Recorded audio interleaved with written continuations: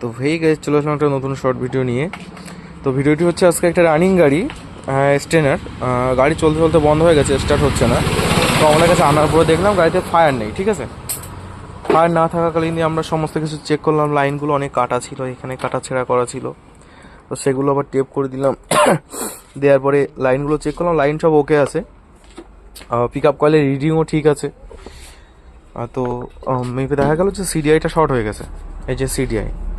তো শর্ট হয়ে যাওয়ার পরেও এই এই ভাইটা গাড়িটা নিয়ে এসছে। তো শর্ট হয়ে যাওয়ার পরেও আমরা ওই ভাইয়ের বিশ্বাস অর্জন করার জন্য আমাদের এই যে পাশাপাশি যে একটা ইগনিটর গাড়ি আছে, তো এর সিডিআইটা লাগিয়ে এতে স্টার্ট করে দেখালাম। তো দেখানোর পরে মোটামুটি গাড়িটা স্টার্ট হয়ে গেল।